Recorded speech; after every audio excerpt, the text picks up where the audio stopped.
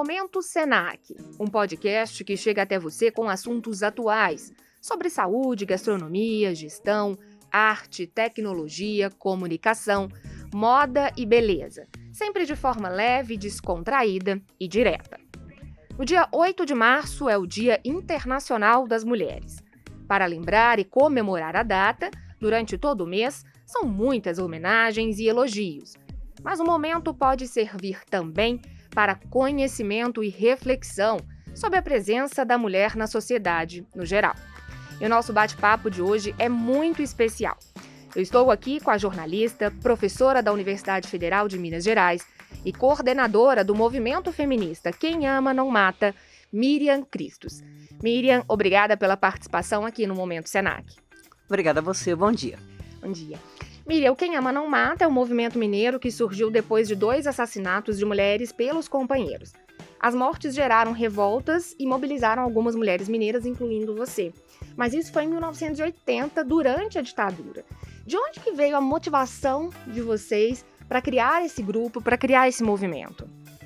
Em 1975, quando eu tinha 24 anos e as minhas companheiras tinham entre 19, 20 e poucos, a gente fez um primeiro debate sobre a questão da mulher no DCE, o Diretório Central dos Estudantes da UFMG. Qual foi o tema principal daquele encontro? Foi que havia uma questão específica da mulher.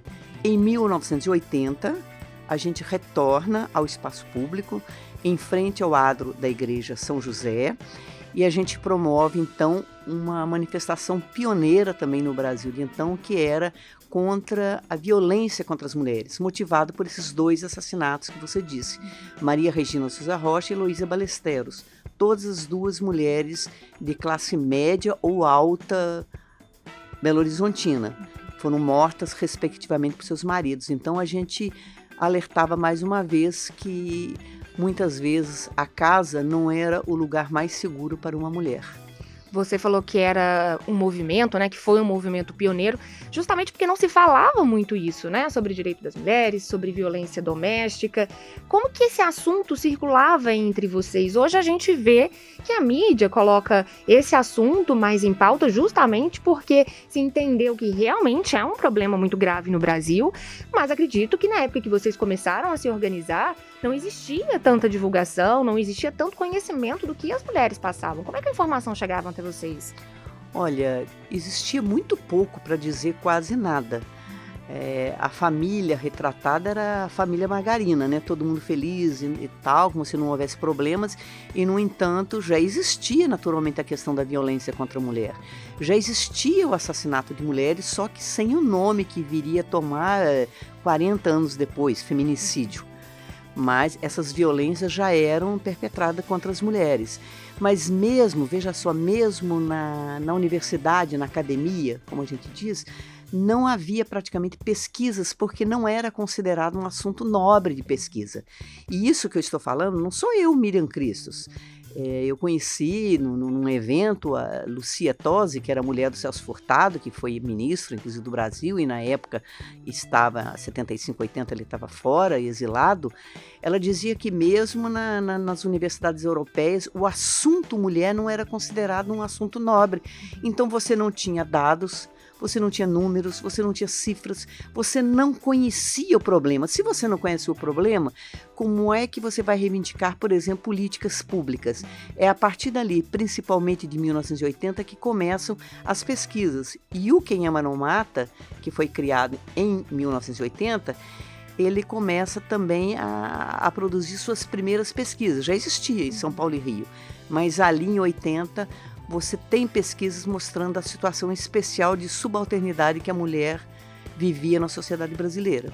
Agora eu fiquei com uma dúvida, uma curiosidade, inclusive. Se não existiu o problema, pelo menos teoricamente, vocês foram vistas como que ali naquele momento? Assim, afinal de contas, vocês estavam tentando reivindicar por um problema que não existia. Pelo menos ali na sociedade não dizia que existia. Eu acho que nós, mulheres, nós temos até que nos acostumar a nos defender, muitas vezes, de sermos vistas assim, como pessoas diferentes, até eventualmente meio loucas, que hoje é considerada até uma importunação, É o tal do mimimi, né? Isso, mimimi, o gaslighting, outros termos assim que são colados às mulheres. Então é isso que acontecia. Mas como? Não tem problema? Mas quer dizer, não existia a questão teórica, o problema prático, concreto, existia. A violência contra as mulheres, o assassinato de mulheres, tudo isso já existia. Apenas não tinha nome e não tinha teorização. E estatística também, né? Que a gente hoje tem um pouquinho mais. Veja só, acho que a principal conquista, vamos dizer, uma das principais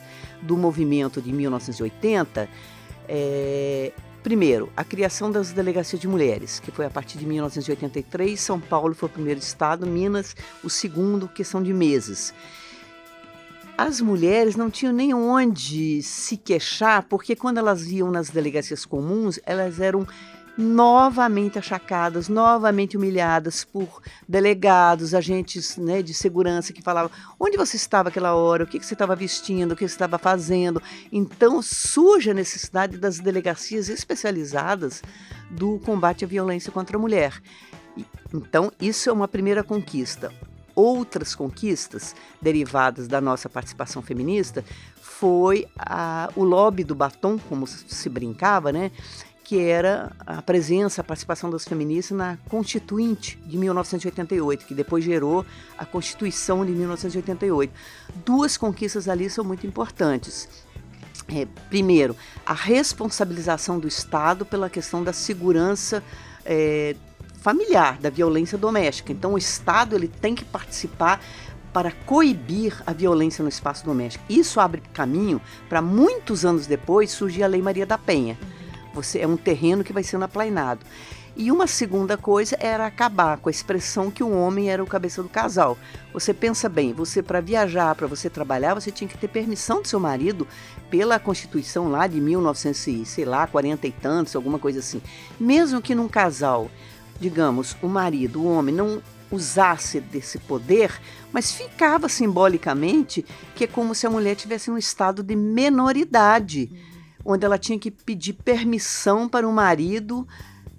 Então, simbolicamente, era uma coisa muito pesada para a mulher. Então, foram conquistas muito importantes do movimento de 1980.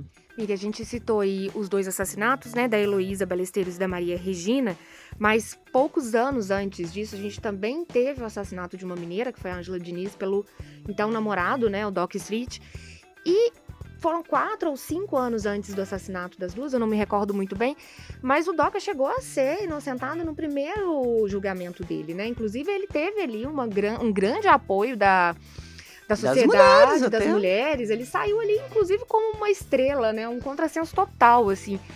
O que num primeiro momento você avalia que justificou o fato dele ter sido inocentado, a Ângela ter sido vista ali como alguém que, de certa forma, causou aquilo, né? Sempre aquele porém que tem na violência, né?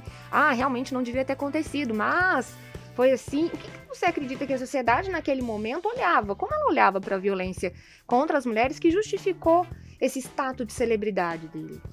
O assassinato de Ângela Diniz foi justamente na passagem do ano 1976 para 77 em Búzios, por um cara que ela sustentava, era namorada, e ela sustentava o Doca Street, né? Ali o que faltou?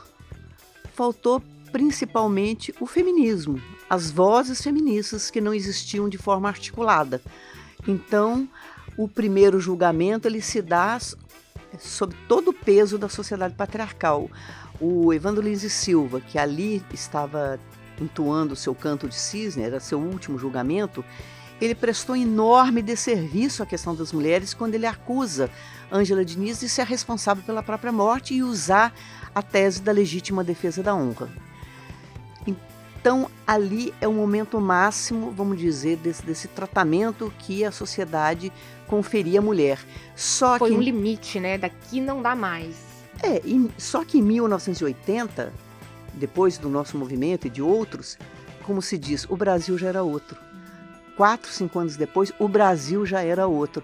E aí, se no primeiro julgamento ele sai, como você diz, praticamente inocentado, mas não é totalmente, porque ele pega uma pena muito pequena, acho que de uns 15 meses, mas já havia cumprido não sei o quê, ele sai livre.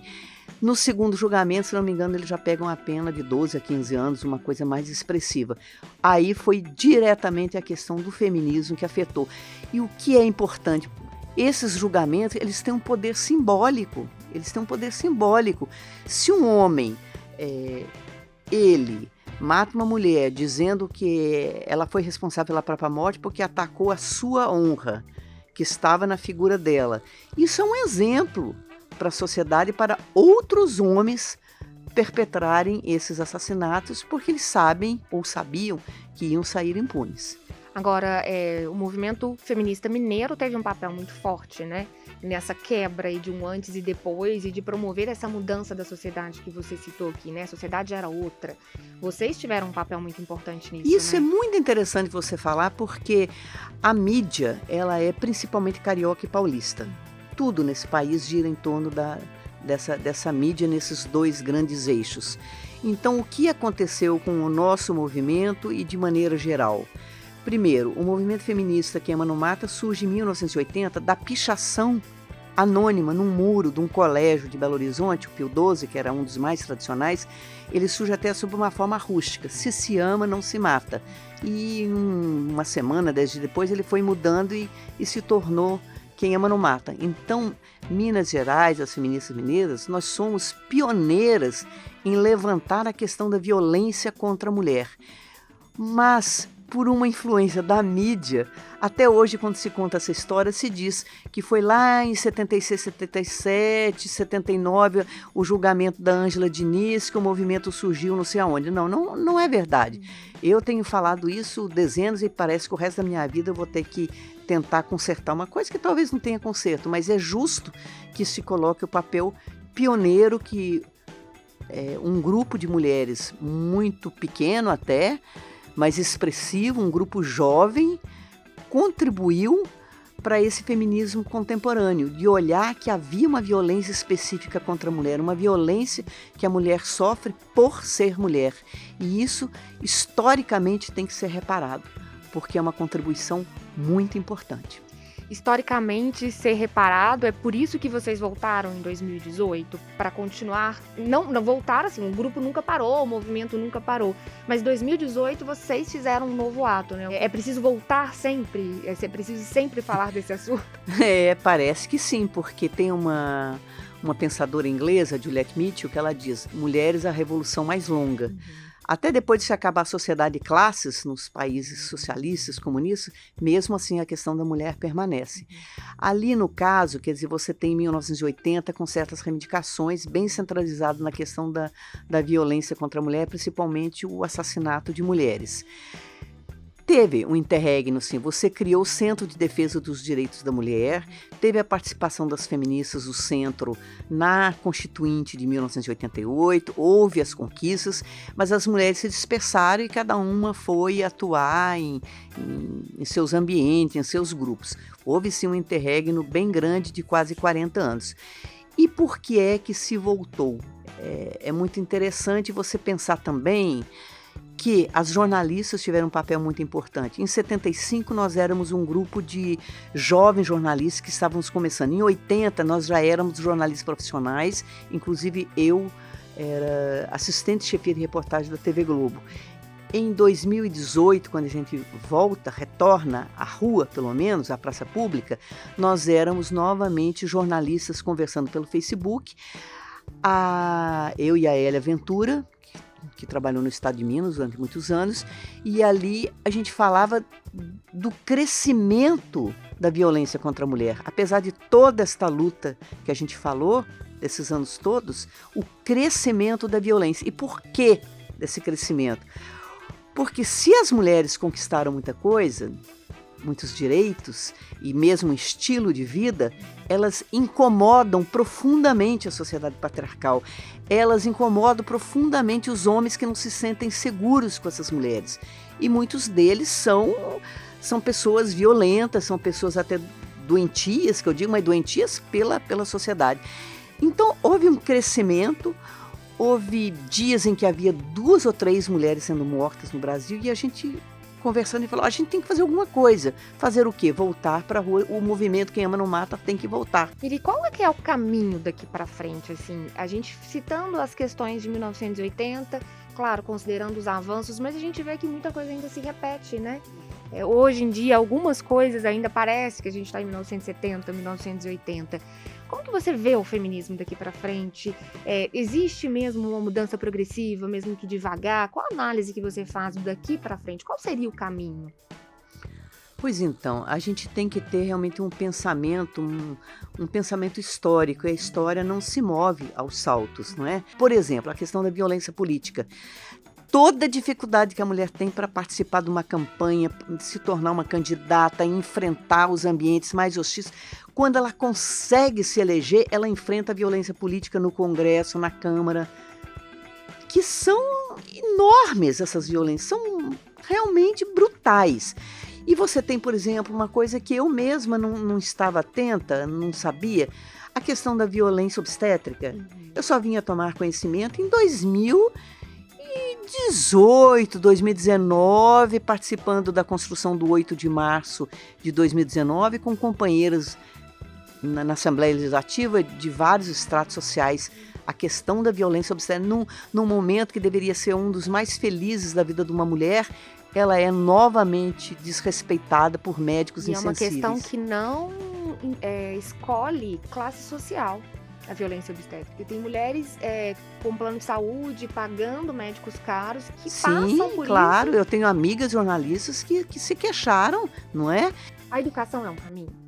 A educação é sempre o caminho. Ela não resolve tudo. As pessoas não podem colocar todas as expectativas em torno da educação. Mas a educação, eu participei já de vários encontros em escolas sobre a questão feminista e eu vejo como é importante isso. E aqui eu gostaria de fazer até uma ênfase numa tese, numa companheira minha, a doutora Beth Fleury, que defendeu uma tese em Campinas recentemente sobre como os homens se tornam homens. Porque você tem um aforismo de Simone de Beauvoir, não se nasce mulher, torna-se mulher. Isso tem 50, 60 anos, esse aforismo ou mais. Mas não se nasce homem, torna-se homem também.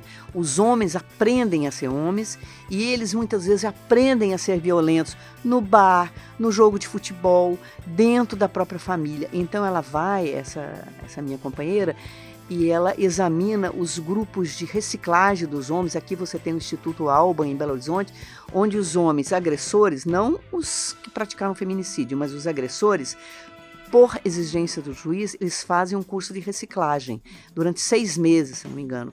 E então ali eles reaprendem a ser homens, que ser homem não é realmente você utilizar da violência contra a mulher, nem contra os filhos, é você respeitar, é você dividir tarefa doméstica, uma série de outras coisas. Então, eu considero esse pensamento, essa tese, uma das coisas mais inovadoras do movimento feminista hoje, porque é você olhar para o lado de lá.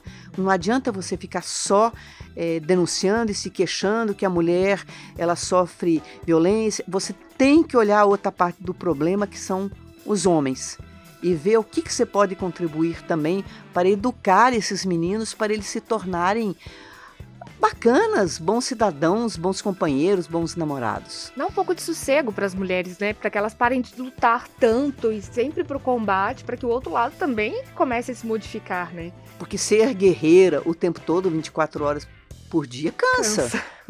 As mulheres são guerreiras, mas elas gostariam, acredito que todas, de também, como você falou, ter seu momento de sossego, de paz, não ter que estar brigando o tempo todo, para dividir trabalho doméstico, para ser respeitado. Então, isso é muito cansativo. Miriam, uma mensagem final, a gente, falando especificamente do Dia Internacional das Mulheres, tem o que comemorar? Apesar de tudo, tem o que comemorar num dia como esse? Eu acho que tem. Porque, principalmente uma mulher como eu, que está com 70 anos, eu olho para trás e vejo o quanto as coisas avançaram, principalmente como as mulheres hoje participam, como elas têm o seu emprego, como elas têm noção que é importante ter um salário. Então, uma mensagem, eu diria assim, primeiro é ter paciência histórica, porque realmente a luta é longa. Segundo, você fazer o seu papel, você dar a sua contribuição também. E no caso individual, eu só diria assim, um conselho que vem lá do fundo do coração para as mulheres que são minhas amigas, minhas irmãs, minhas companheiras. Saiam de relações abusivas. Saiam de relações abusivas. Porque depois da primeira agressão, da segunda agressão, não espere, nada vai melhorar. Se ame. Maravilha, Miriam, muito obrigada pela participação, por esse bate-papo enriquecedor, viu? Muito obrigada mesmo. Assim, tenho certeza que as pessoas que vão ouvir, não só as mulheres, espero que não só elas, né? Elas vão sair desse bate-papo, depois de escutar o nosso podcast, assim, motivadas, todas as pessoas a deixar a sociedade um pouco melhor para nós mulheres, para os meninos também, né? Para os homens também e para as próximas gerações. Muito obrigada, viu? Eu que agradeço. Você ouviu o Momento Senac. Ele está disponível na sua plataforma favorita. Acesse www.mg.senac.br e acompanhe nossas redes sociais. Lá você confere nossos cursos livres, graduação e MBA. E até a programação dos nossos workshops e lives. A gravação, a edição e a finalização são de Evandro Gangana. Até a próxima!